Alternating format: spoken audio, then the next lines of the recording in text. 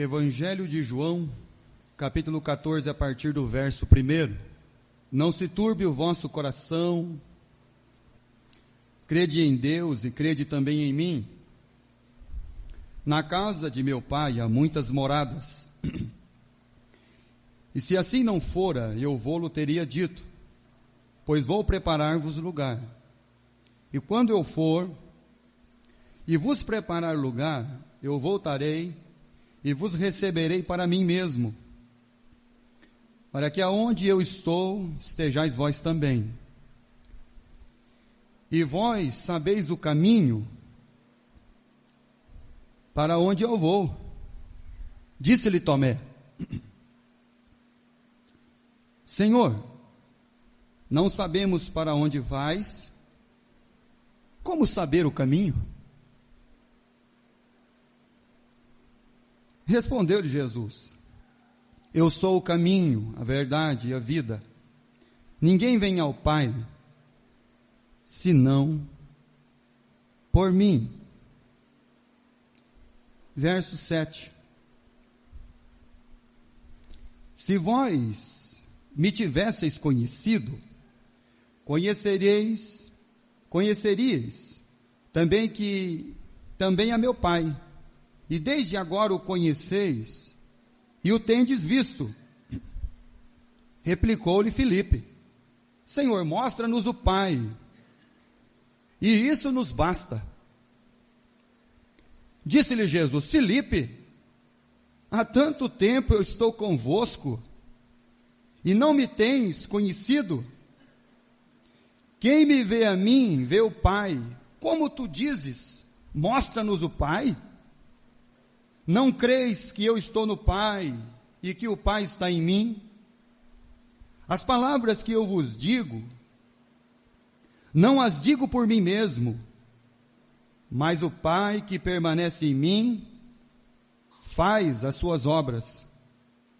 Crede-me que estou no Pai e o Pai em mim, crede ao menos por causa das mesmas obras.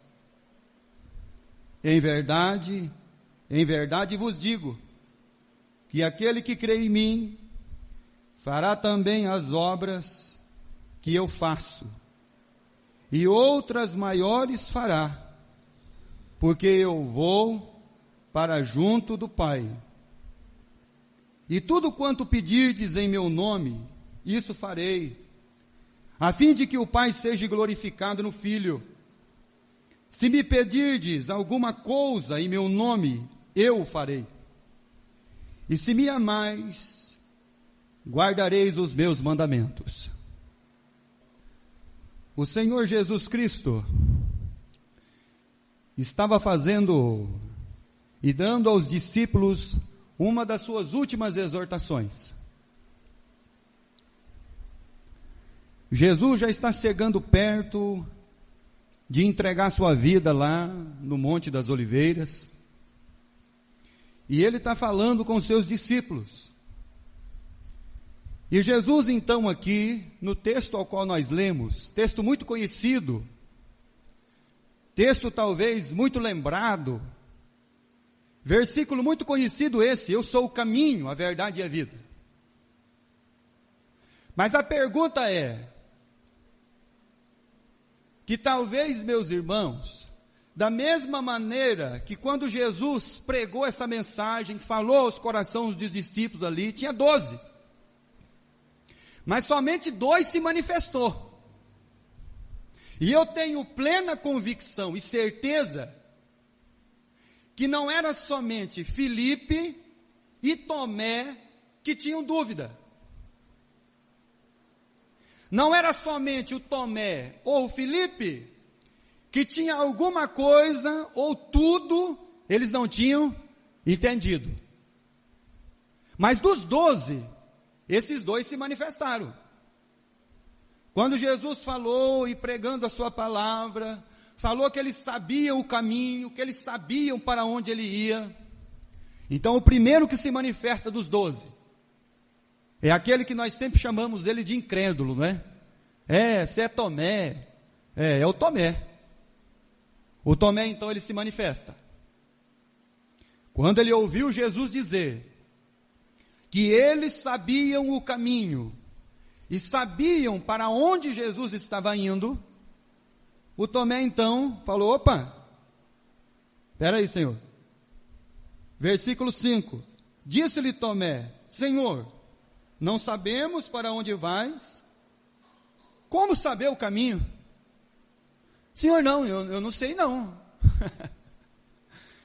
E talvez, meus irmãos, ao término dos nossos cultos, ao término dos cultos de ensinamento, ao término das nossas reuniões, acaba a mensagem, acaba o culto, você despede de cada um, vai para a sua casa, e você sai daqui como o Tomé. Não entendeu nada. Mas também não perguntou, né? Não entendeu nada. Mas dos 12, ele criou a coragem e falou assim: Senhor, não, eu não sei para onde o Senhor vai e também não sei qual que é o caminho. Tá certo. Por quê?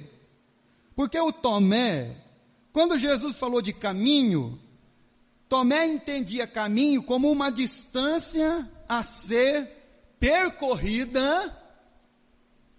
E tem mais um detalhe, ele pensou em caminho como uma distância e também sem saber o destino, porque a gente não sabe para onde o Senhor vai e a gente não conhece o caminho. Então ele tratou com o caminho, como Jesus disse, de uma distância a ser percorrida e sem um destino certo, porque eu não sei para onde o Senhor vai, então como é que eu posso conhecer o caminho? Então essa era a dúvida do Tomé, quando Jesus tratou da questão. A falta de entendimento dos discípulos. E creio mesmo que os outros 10 também não sabiam disso.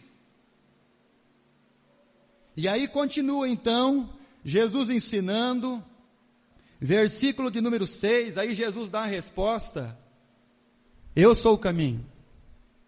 Mas eu não sou o caminho que você precisa percorrer para chegar em mim. Eu sou um caminho que já está aqui, eu sou a revolução, eu sou a verdade, eu sou a paixão, eu sou a vida. O que você precisa, Tomé, é de uma revolução no seu entendimento. O que Deus precisa fazer na nossa vida é frustrar todos os nossos planos. Para você entender o caminho de Deus, Deus precisa frustrar todas as suas expectativas. Você quer ver como que Deus faz as coisas? Marta e Maria mandou correndo o mensageiro. Corre até Jesus. Lázaro está enfermo. Aquele a quem ele ama. Com a mensagem dessa, nós esperamos no nosso coração que Deus vai largar tudo que está fazendo e vai vir correndo ao nosso encontro. E aí Jesus, ele ouve: ó Senhor, o Lázaro, aquele quem o Senhor ama, está enfermo. Mas eu quero perguntar uma coisa para os irmãos. Quando Jesus falou dos discípulos, falou assim: olha, o Lázaro, ele não está com a febre e vai passar. O Lázaro não vai ter uma febrinha, ele não está com uma gripezinha, ele vai ficar uns diazinhos ruim e vai passar. Não, o Lázaro vai morrer. Você já imaginou? Você tem uma questão assim bem urgente na sua vida, uma questão bem assim que você precisa para ontem, e aí você manda um recado para Deus na pessoa de Cristo, e Jesus deliberadamente fica naquele lugar mais 3 dias. O que Deus quer fazer com os seus projetos? Frustrar os projetos. Quando Jesus chega lá depois de 4 dias, as irmãs vão encontrar Jesus. Se o Senhor tivesse aqui, nosso irmão não teria morrido. Ah, é? Aonde que ele está sepultado? Não mexe com isso não. O Senhor não veio quando precisou, agora que ele já está sepultado há 4 dias e está cheirando mal, vamos parar de mexer no cabelinho aí, vamos prestar atenção aqui. Isso, vamos lá. Agora é a hora mais importante da sua vida. Então toda a sua atenção é necessária. Quando Jesus pediu para ir ver aonde Lázaro estava sepultado, já faz 4 dias que está lá e está cheirando mal já. Então o Senhor não veio resolver o problema, quando o Senhor tinha que vir, agora o Senhor não põe o dedo aí. Aí Jesus falou, não, eu vou lá. E quando Jesus chegou lá, a primeira coisa que Jesus mandou fazer, remove essa é a revolução que precisa acontecer no nosso entendimento, porque nós estamos que nem Tomé, nós não sabemos para onde o Senhor vai, e nós não temos nem noção do nosso destino. Então precisa acontecer uma revolução, a pedra precisa ser movida, para que você entenda, que no lugar onde você vê que tem morte e que cheira mal, Deus vê o quê? Vida. No lugar onde tem escuridão e falta de esperança, Deus vê o quê? Uma luz. Tira a pedra. Eu estou mandando vocês tirar a pedra. Tira a pedra. Que eu vou mostrar para vocês. Lázaro, vem para fora. Então o que precisa acontecer na nossa vida? Precisa acontecer na nossa vida, meus irmãos, uma revolução do nosso entendimento, porque nós estamos que nem Filipe e Tomé, o Pai está pertinho de nós, e nós estamos querendo que Ele apareça.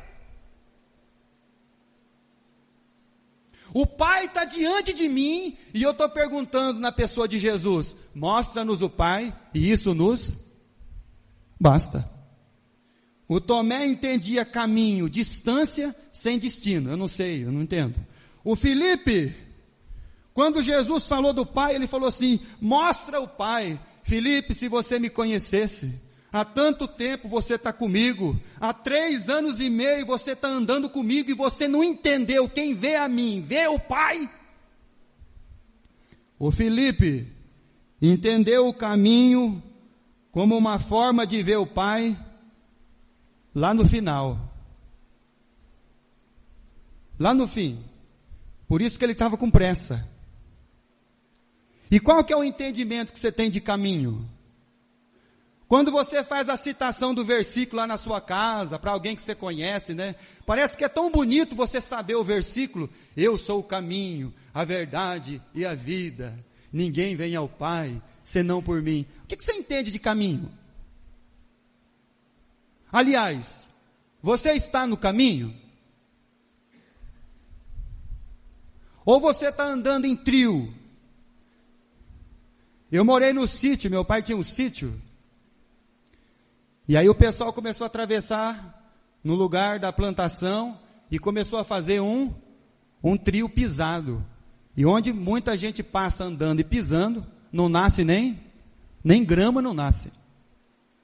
Pode ver. Então, muitas vezes nós estamos falando do caminho, nós não estamos entendendo o que é caminho, nem destino, e nós estamos andando num trio. Porque o trio, ele está fora do caminho. E o trio, na verdade, e na consciência humana, o trio, na verdade, é para encurtar o percurso. O trio é para cortar o caminho. O trio é para você chegar mais rápido nos seus objetivos e alcançar os seus desejos. Então, muitas vezes, nós não estamos andando no caminho. Nós estamos andando aonde? Em trio. Porque nós estamos preocupados com o objetivo. E com preocupação no objetivo, eu vou cortar caminho, porque eu tenho uma necessidade que os meus desejos e as minhas vontades, elas sejam realizadas. Nós temos muitas vezes, irmãos, nos trios da vida, almas querendo servir um Deus que realize todas as suas vontades e os seus desejos. Nós temos almas num trio que eles querem um Deus que resolva somente para eles os problemas das circunstâncias que eles têm. Senhor, eu estou com um problema lá no meu casamento, esse marido ruim que o Senhor me deu. Senhor, eu estou com um problema lá no meu casamento, que essa esposa ruim que o Senhor colocou na minha vida, esse filho ruim, esse emprego ruim, essa cidade ruim, esse presidente ruim. Então nós estamos sempre querendo um Deus para resolver a circunstância da nossa vida. E aí por isso que a gente anda no trio.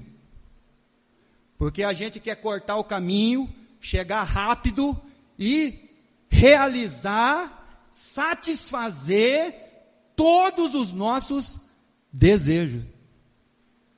E aí eu quero um Deus que me safe de todas as coisas. Eu quero um Deus no trio que me safe de todos os problemas, de todas as dificuldades que eu enfrentar, dos problemas financeiros, dos problemas de saúde, dos problemas familiares. Eu quero um Deus que me safe. Então, meus irmãos, nós não estamos produzindo salvos, nós estamos produzindo o que, irmãos? O quê? É isso aí mesmo que você pensou. Eles só querem se safar. Quando surge um problema, aí eu preciso de Deus. Quando não tem problema nenhum, Deus já me safou mesmo, porque eu fui o safado que fui lá na igreja pedir oração para Deus para me safar das minhas coisas. Então agora, tranquilo. Estou no trilho lá. Não quero saber de caminho. Porque quando Jesus fala de caminho, Jesus não fala de distância percorrida. Jesus fala, meus irmãos, de transformação. Você já prestou atenção que quando uma mãe, ela pede para uma filha ou um filho lavar a louça, ou lavar o banheiro, ou passar uma roupa, muitas vezes, irmãos, não é nem porque, né, a mãe não consegue. É porque é o caminho. E talvez a mãe vai ter que repassar tudo ali que foi feito, você entendeu? Mas é porque é o caminho. Você está entendendo o que é caminho? Caminho é comunhão, andar junto, ser transformado de glória em glória. É por isso que as pessoas não querem caminho, eles querem trio. Porque o caminho implica em você andar com Jesus, e a cada dia que você andar com Jesus, você ser transformado à imagem do Cristo. E você entender o que é caminho e destino. Quando o pai pede para o filho ir junto, ô filho, vamos lá comigo, vai com o seu pai. Ah, pai, mas eu não sei apertar pneu de caminhão. Eu não sabia também, mas fui aprender. Eu não sabia dirigir trator, até o dia que eu montei em um. Porque isso é caminho, meus irmãos, é andar junto. E as pessoas, eles querem um trio. Por que ele quer um trio? Porque ele quer um Deus que corresponde para chegar rápido e resolver todas as suas questões e os seus desejos. Então por isso que o Tomé está com problema, o Felipe está com problema, e a maioria dos apóstolos estão com problema, e a maioria de nós estamos com problema. Porque a gente não entendeu o que é caminho ainda. A gente está achando que caminho é para chegar no Pai. Mesma coisa do Felipe. Caminho é para você não chegar no Pai, é para você chegar a ser igual ao Pai, a semelhança do Pai. No livro de Gênesis, capítulo 13, Abre sua Bíblia lá, Gênesis 13. Então, quando você for falar do caminho, Gênesis capítulo 13, do versículo 9 ao versículo 13. Acaso não está diante de ti toda a terra? Peço-te que te apartes de mim. Se fores para a esquerda, eu irei para a direita. Se fores para a direita, eu irei para a esquerda. Levantou lá os olhos e viu a campina do Jordão, e que era toda bem regada, antes de haver o Senhor destruído Sodoma e Gomorra, como o jardim do Senhor, como a terra do Egito, como quem vai para Zoar. Então Ló escolheu para si toda a campina do Jordão e partiu para o oriente. E separaram-se um do outro. E habitou Abraão na terra de Canaã, e Ló nas cidades da campina, e ia armando as suas tendas até Sodoma. Ora, os homens de Sodoma eram maus e grandes pecadores contra o Senhor. Aqui está o entendimento que a maioria das pessoas tem de caminho. O caminho que eu quero é o caminho que agrada os meus olhos, é o caminho que vai suprir as minhas necessidades e que todas as minhas realizações vão ser feitas. É o caminho que Ló escolheu, o entendimento de caminho dele, para ele e para sua família, era esse. Tem muitas famílias hoje que estão acabando porque eles têm o entendimento de Ló. Eles acham que são as suas realizações que vão os tornar felizes. Tem pai e mãe que acha que é um brinquedo, a bateria, um brinquedo elétrico, um videogame moderno, que vai fazer o seu filho ficar feliz. Então eu tenho que trabalhar muito, eu tenho que dedicar muito no meu trabalho, eu tenho que trabalhar de dia e de noite, eu tenho que estudar à noite, eu tenho que fazer isso, eu tenho que fazer aquilo. Aí você olha para a criança está assim, ó. Desse jeito, meus irmãos. Triste. Mas você olha no fundo da casa, tem brinquedo automático lá. Mas por que ele está triste? E aí quando você chega na escolinha bíblica aqui, as criancinhas pequenas, quando elas terminam a lição delas, aí elas pegam o desenho, elas pintam, e eu tive reparando uma coisa, que tem um menininho da escola bíblica aqui, que ele pega o mesmo brinquedo, uma moto, que só tem a rodinha da frente, e não tem a de trás. E se você vê ele brincando ali no chão, você morre de alegria. Ele está feliz. Ele está brincando com uma motinha que só tem uma rodinha na frente, a outra de trás já quebrou. E tem mais 3, 4 do lado dele. E eles estão contentes. Tem pessoa, meus irmãos, que enquanto ele não perder a família todinha, ele não vai sossegar. Não vai sossegar. Quando perder o marido, quando não perder a esposa, quando não perder os filhos, acabar com tudo. Eu vi tanta gente, irmãos, correndo atrás de emprego bom, de concurso. Sabe o que virou esse povo? Nada. Sabe o que aconteceu com o casamento? Virou em nada. Sabe o que aconteceu com os filhos? Estão todos com problema. Então vai andando no seu trio aí. Continua. Vai querendo o seu Deus para suas realizações pessoais. Vai continuando andando no seu triozinho. E não ensina o seu povo a andar no caminho como Abraão, não. Enquanto o outro foi atrás das realizações dele, lá na cidade de Sodoma e Gomorra, um lugar bonito, bacana, o Abraão ficou lá na montanha. Mas a montanha é um lugar ruim, pastor. Mas ele ficou lá. E aí a Bíblia diz no livro de Gênesis que Ló e toda a sua família foi destruído. Abra sua Bíblia, por favor. Em Hebreus, capítulo 11. Um andou pelo trio, o outro andou pelo caminho. a partir do verso 8. Hebreus 11, a partir do verso 8. Pela fé, Abraão, quando chamado, obedeceu, a fim de ir para um lugar onde devia receber uma herança, e partiu sem saber aonde ia. Pela fé, peregrinou. Deixa eu fazer uma pergunta para você. Você é um peregrino ou um andarilho? Pensa aí. O peregrino, talvez ele vai andar pelo mesmo caminho do andarilho, ele vai parar no mesmo lugar onde o andarilho parou, mas o peregrino, ele tem um destino.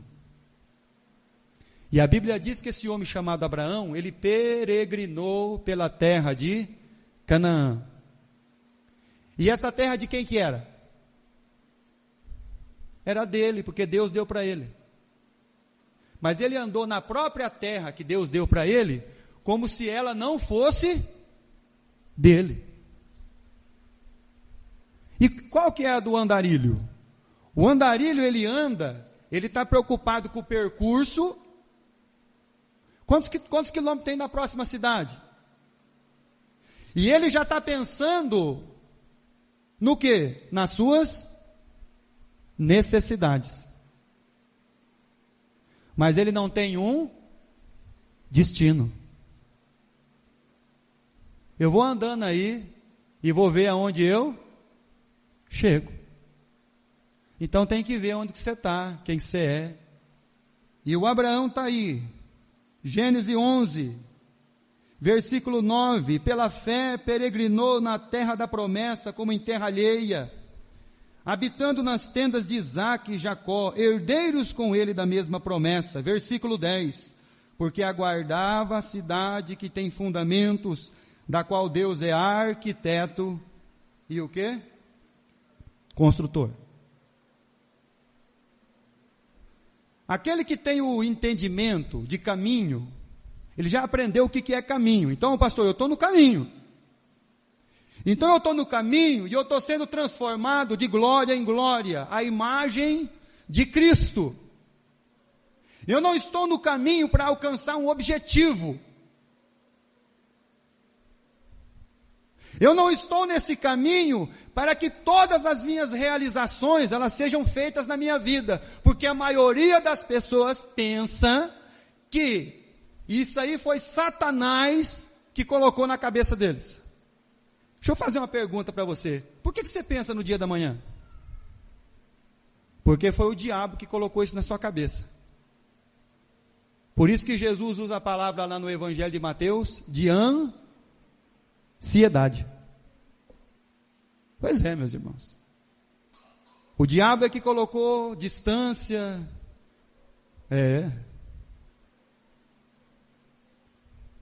Mas uma coisa interessante, que nós devemos notar na Bíblia, e eu não sei se você já prestou atenção. O enganador, ele é enganador por causa de quê? Porque ele fala do diabo? Porque ele chega em você e fala assim, ó, eu vou destruir você, vou acabar com a sua vida. É isso? Não. Por incrível que pareça, ele fala de salvação e de um Deus. Sabia disso? Você nunca leu isso na Bíblia? Abra a sua Bíblia, por favor. Mateus capítulo 4. Então, o que é caminho? Caminho é comunhão, transformação, mudança de entendimento. Quando a pessoa está num trio, ele quer um Deus que salve a sua vida. Mas essa é a mensagem de Cristo? Qual que é a mensagem de Cristo? Aquele que não tomar sua cruz e negar a si mesmo todos os dias, não pode ser o meu. Mas você sabia que o diabo fala de um Deus e fala para salvar a sua vida? Porque é isso que você quer, não é? Salvar a sua vida. Mateus 4, versículo 4. Jesus, porém, respondeu: está escrito, nem só de pão viverá o homem, mas de toda a palavra que procede da boca de Deus. Então o diabo levou a lugar santo, na cidade santa, e colocou sobre um pináculo do templo, e lhe disse: se tu és o filho de Deus, atira-te abaixo, está escrito, aos teus anjos dará ordens ao teu respeito que te guardem. Eles te sustentarão nas tuas mãos, não tropeçará em pedra alguma. Respondeu Jesus: também está escrito, não tentarás o Senhor teu Deus. Levou ainda o diabo a um monte muito alto, mostrou-lhes os reinos do mundo e a glória deles, e lhe disse: tudo isso te darei se prostrados me adorares. Então Jesus lhe ordenou: retira-te, Satanás, porque está escrito, ao Senhor teu Deus adorarás, e só a eles darás culto. Deixa eu perguntar para você aqui no texto,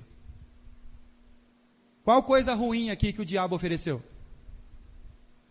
Fala para mim qual. Ofereceu pão.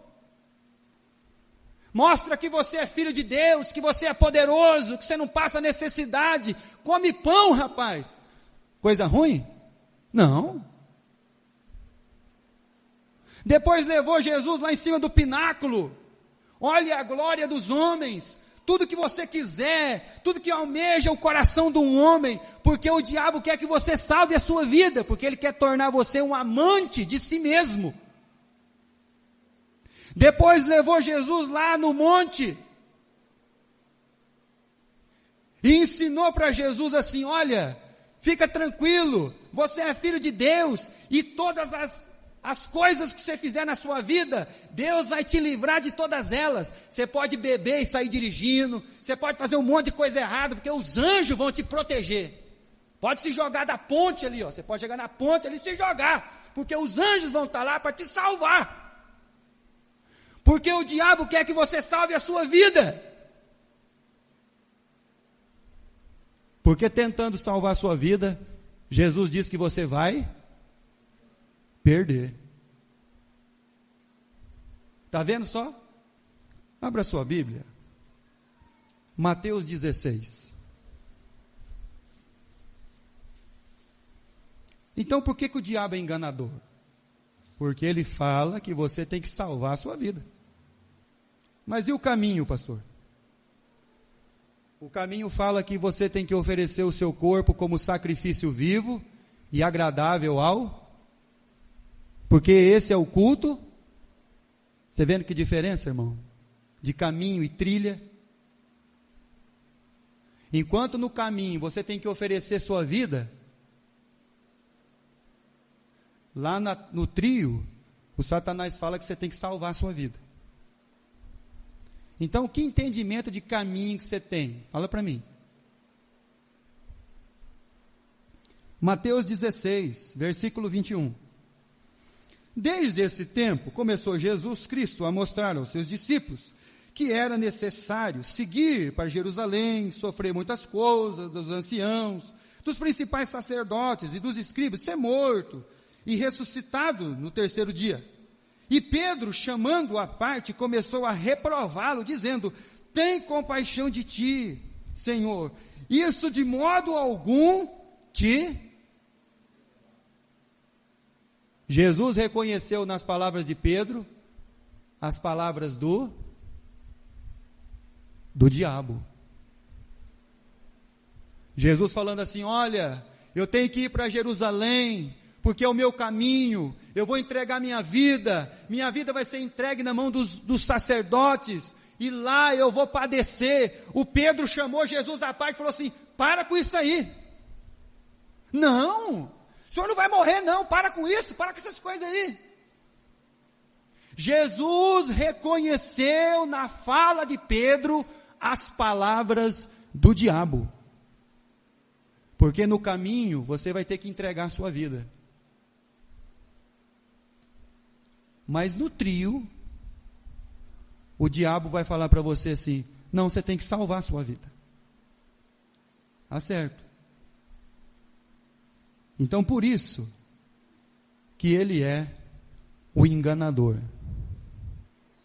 Então, quando você ouvir aquela mensagem assim, porque você tem que ter tudo do bom, porque você tem que ter tudo do melhor, porque nessa vida você tem que possuir tudo, porque senão você não é filho de Deus, você não pode ficar doente, você tem que ser isso, você tem que ser aquilo. Isso é uma mensagem não de Deus. Isso é mensagem de quem? É do diabo. E tem muita gente, mas muita gente atrás dessas coisas.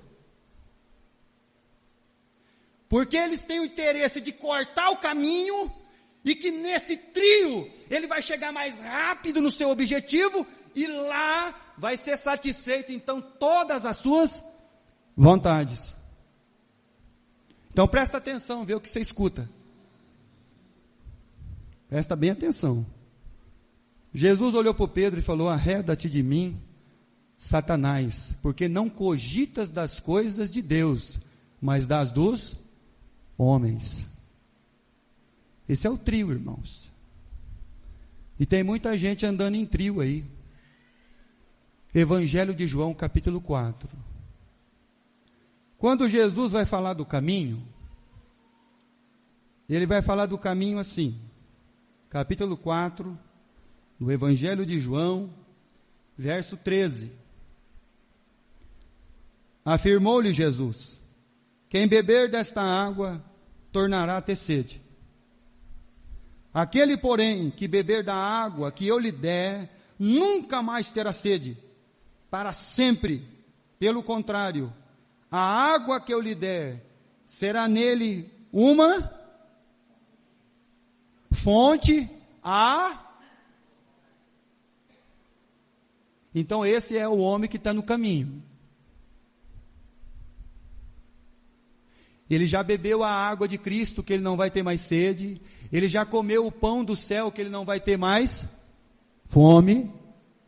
E agora, ele é uma fonte que o princípio de todas as coisas é Deus. Você percebe a pessoa que está no caminho, quando Deus é o princípio da sua vida. Agora aquele que está no trio, aí você olha para a vida que está no trio. Aí ele não é essa fonte aqui, que jorra, que Deus é o princípio. O camarada que não está no trio, ele é aquilo que Paulo escreveu aos Filipenses. Aliás, que não está no caminho. Filipenses capítulo 3. Senhor, a gente não sabe o caminho, nem para onde o Senhor vai. Mostra o Pai, Senhor. Nós queremos ver o Pai. Filipenses capítulo 3. Se aquele que está no caminho, ele é uma fonte que jorra. Em Filipenses capítulo 3, versículo 18, aquele que está no trio, pois muitos andam entre nós, dos quais repetidas vezes eu vos dizia, e agora vos digo, até chorando, que são inimigos da cruz de Cristo. Versículo 19. O destino deles é a perdição. O Deus deles é o... Quem está no trio, meus irmãos, está preocupado em saciar as suas vontades e o seu. Por isso que Paulo usou que o Deus dele é o... E eu só vou ficar contente quando eu comer tudo que eu gosto. Quem está no caminho é uma fonte que jorra. Quem está no trio, o Deus dele é o ventre. E tudo que cai lá dentro nunca está bom, porque ele nunca está satisfeito. Tem pessoa que acha, meus irmãos, que quando ele tiver um bom emprego, uma boa casa, um bom carro, quando ele tiver uma carreira, aí eu vou ser feliz. Aí que ele está enganado. Você acredita mesmo que Deus precisava de pessoa para fazer sua obra? Você acredita? Já pensou se Deus falasse assim, eu não preciso de pessoa para fazer a obra. Eu mesmo vou fazer. E aí abrisse os céus e soasse aquela voz divina, como os homens ouviram 2 vezes, né? Arrependam-se do seu pecado. E aí Deus viesse então tratar com cada vida e cada alma. Seria muito mais rápido, muito mais fácil, muito mais eficiente. Acabou o problema. Por que você acha que Deus deu o ofício aos homens de realizar não um serviço, mas o trabalho? É porque Deus quer uma íntima comunhão. Não porque nós somos capacitados, ou nós somos ali, meus irmãos, aqueles que estão mesmo ali destinados a... Nós temos o conhecimento, aí Deus falou assim, eu preciso desse povo. Não. Eu quero andar junto com eles, porque eu quero ver, acompanhar eles, nos erros, nos acertos. Porque se dependesse só de Deus, toda a humanidade tinha sido evangelizada já. Muito bem. Então, quem está fora do caminho está tentando se salvar. E tem horas que na vida de um crente, é melhor que Deus frustre mesmo todos os seus planos. Tem hora que na vida de um crente é melhor ele perder o emprego. Sabe por quê? Porque senão nunca mais ele vai vir na igreja. Você sabia disso? Deus vai trabalhar nas nossas frustrações. Romanos capítulo 12, já estamos quase terminando. Se no trio, a mensagem do diabo é, salve a sua vida. No caminho, a mensagem é, entregue a sua vida. Versículo 1 e versículo 2. Rogo-vos, pois, irmãos, pelas misericórdias de Deus, que apresentei os vossos corpos por sacrifício vivo, santo e agradável a Deus, que é o vosso culto. Então lá no trio, o diabo fala assim, não, você tem que se salvar.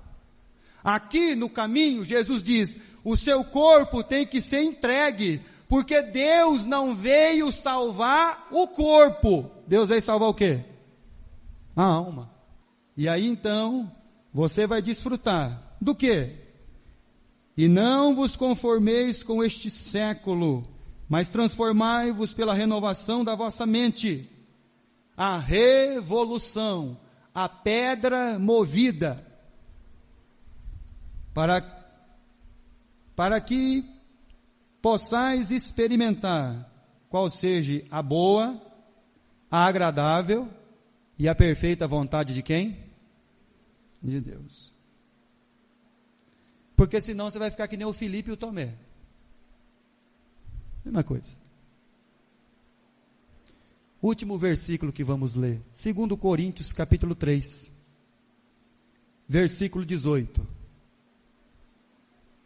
Definição de caminho.